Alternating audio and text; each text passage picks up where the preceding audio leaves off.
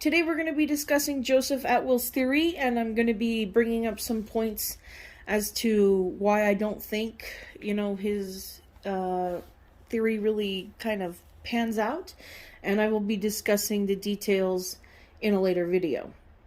So, in 2005, Joseph Atwill published his book, Caesar's Messiah, in which he presented his argument that the New Testament Gospels were written by a group of individuals connected to the Flavian family. This Roman family had emperors Vespasian from 69 to 79 CE, Titus from 79 to 81 CE, and Domitian from 81 to 96 CE. Atwill posits that the authors were really writing mainly about Titus's campaign through Galilee, the destruction of Jerusalem and its temple. These supposed satires are written by the Flavians themselves, along with their friends Berenice, Tiberius Julius Alexander, and some contributions from Pliny the Elder. These are found on page 24 of chapter 10, and on page 11 of the electronic edition from Atwill's book. According to Atwill, despite Vespasian's and Titus's defeating the Jewish nationalist zealots in the First Jewish-Roman War of 70 CE, the emperors wanted to control the spread of Judaism as well as moderate the political climate and militancy against Rome. Give unto Caesar, if you will. This pro-Roman pacifistic new Messiah was the answer.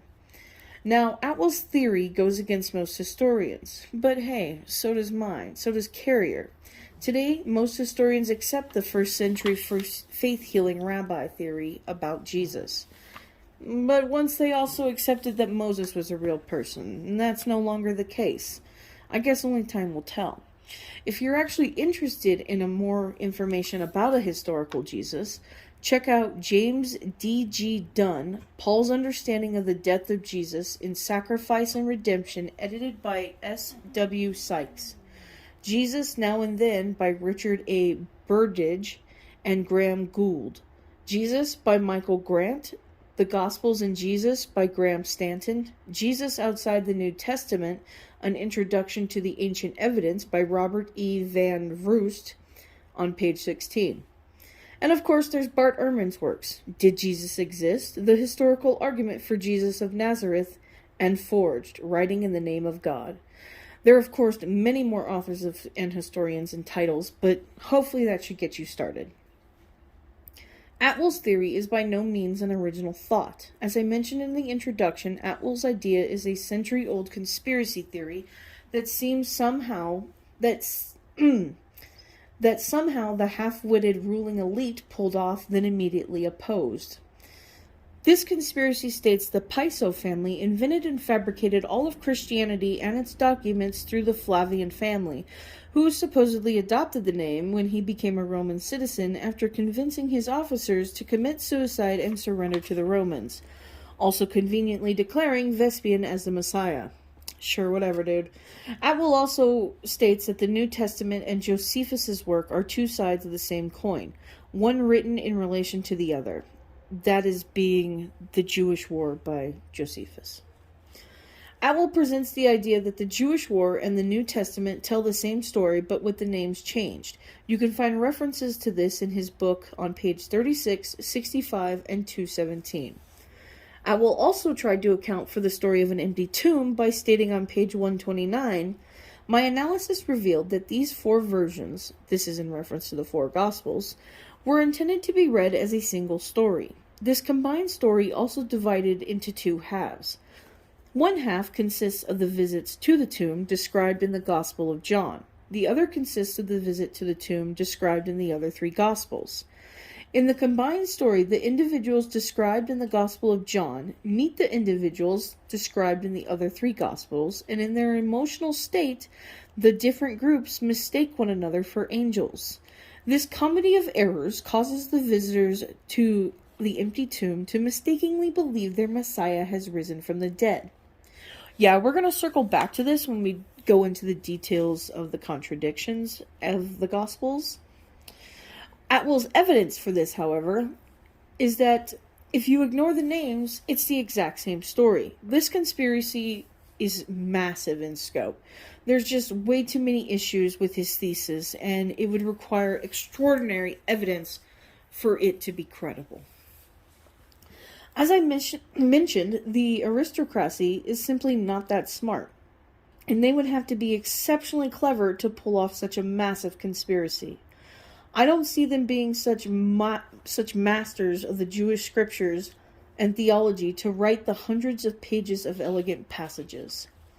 We know of over 40 Gospels, yet only 4 were chosen, and it wasn't until the 2nd century that the canonical Gospels were picked. None of the Roman aristocrats were involved, let alone had any say on the epistles. We'll cover this more in the next video. As I said, contradictions too, next video. The Gospels and epistles differ far too much in style to have been penned by the same hand. There's just too many idiosyncrasies within the writing that can be used to determine if 2 letters came from the same individual. Like, I always hit the P and not the O when typing out the word your. My friends and family know that's something that just happens when I type on my phone. It's an idiosyncrasy unique to me. Well, probably not unique to me, but they know it's me typing. Christianity probably was constructed to stop Jewish hostility and be subservient to Rome, but it wouldn't have been under Roman rule. It would have been the exasperated Jewish people like Paul, who saw the militarism as unacceptably disastrous. He saw the benefit of retooling the messianic expectations to produce the peaceful moral form of society. All precedents were in pre-Christian Jewish ideology and society. There is no need to posit super genius Aryans trying to help the poor angry Jewish people calm down.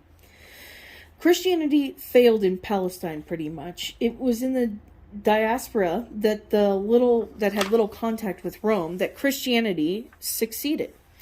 Pacifying Jewish people by eliminating Jewish law and accepting Gentiles as equals was doomed to failure in Palestine. The Jewish war was only fought in Palestine, and it wasn't even against every Jewish person, as many had sided with Rome. How is inventing a religion that had no chance of success against the Jewish people in Palestine, but instead seems to have been tailor-made to succeed outside of it, help Rome in any way? Sus.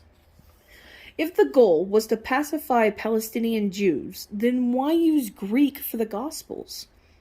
The Jewish elite hated foreign language, and Greek most certainly foreign language. Rome was good at one thing: war, not society. That's why they could never keep their empire together, and why other malfunctions continued to escalate until it began to dissolve.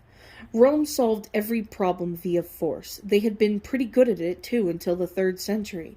A good siege war could take about 3 years, and the Roman-Jewish war lasted 4. So why use any other solution other than war? Why try to pacify the Jewish people? So, that is it for Atwill's theory. We will be discussing the details in the next video. I hope you enjoyed. That is it for tonight, guys. Bye-bye.